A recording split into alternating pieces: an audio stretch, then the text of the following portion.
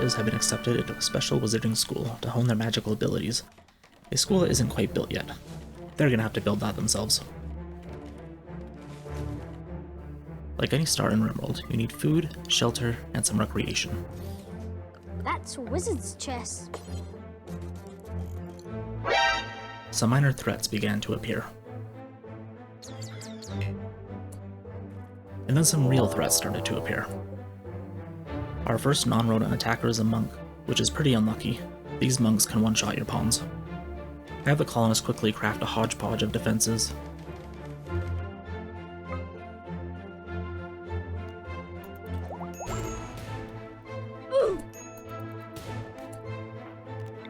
The monk attacks and does do quite a bit of damage, but luckily everyone survived. After getting more survival essentials finished, it is time to train my pawns to use their magical abilities. Silva is an arcane mage. They specialize in teleporting around, but for now arcane missiles are what we need the most. Dude isn't actually a mage, he's an apothecary. He collects a bunch of herbs and then uses them to poison or heal people. He can also put out fires, which is pretty handy. Tucker is an enchanter. She can transmute things into other things. Ronnie is a fire mage. She does what that sounds like, lights things on fire. And finally, Reese is a geomancer. He uses rock powers to attack with boulders and provide armored skin to others. A really handy ability he has is earth sprites. They're little magical fairy things that mine rocks for you. Unfortunately, the first time Reese uses his earth sprites, he knocks himself down and needs to be rescued. He's fine, but that highlights one of the dangers of using magic. The lovebirds have gotten engaged and the colonists throw a school dance. Lots of raiders and pesky animals attacked the school. Some raiders showed up that decided to break the freezer.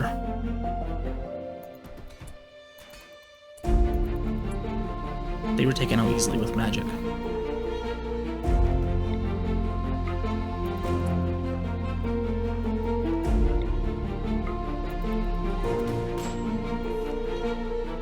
Then a boomalope showed up and did what they do. Went boom. I put the colonists to work making a kill box to funnel in the raiders.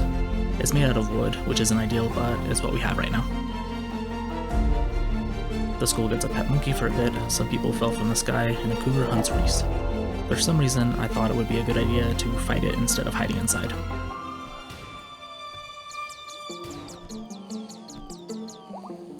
Reese surviving the cougar hunt becomes a man. They grow up so fast. The colonists hate their tiny dorms, so they each get a slightly larger bedroom. Another boomalope shows up and goes boom.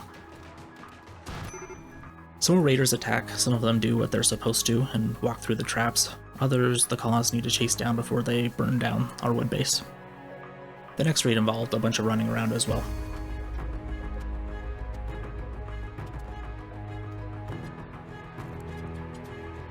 Shortly after the raids, Amanda joins the colony. I would have preferred she knew magic, but I couldn't really turn her down. She then tames the wild man I forgot about wandering around, named Dragnir. Amanda and Dragnir will be helpful in maintaining the base, even if they are just regular, boring people. Bruh. The group survived until fall, so they got wild at the drum party. The drum party must have been a rager, because Silva is now pregnant.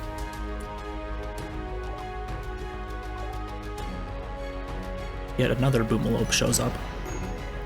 And that's no ibexes. Reese got trapped, but he's fine. The second child has become an adult. Ronnie sheds her clothes and finds a cool wizard hat. In between raids and magic lessons, the colonists work on a pen for some animals, putting out fires and building a giant wall. Tucker has now grown up as well. The school is now child-free.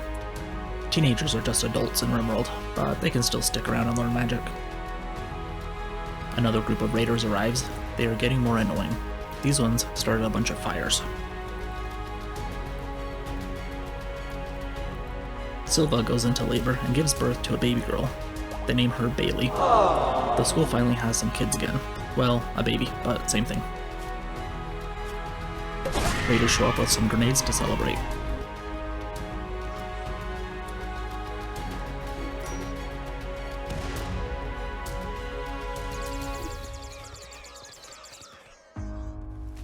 The colonists continue to work on their base and do some chores.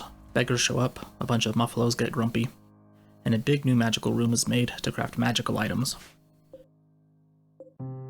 Another set of raiders show up, and they were pretty challenging to deal with. The difficulty of this run has increased, and my pawns really haven't gotten any stronger. I failed to find or purchase any uranium, so I couldn't craft pretty much any of the magical items.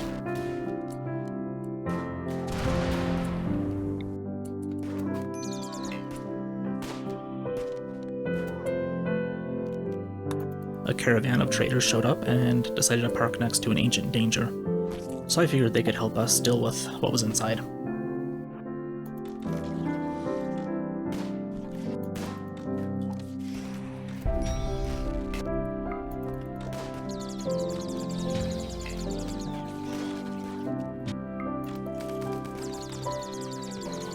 The traders did not survive the attack, but the colonists did.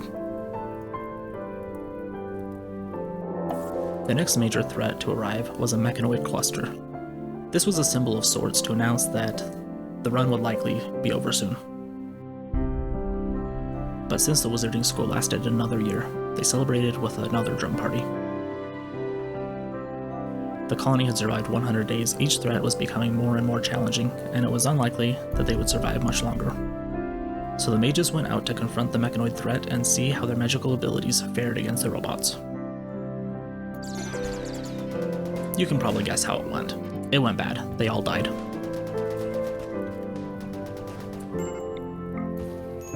Thanks for watching. I hope you enjoyed this video. If you did, please like and subscribe.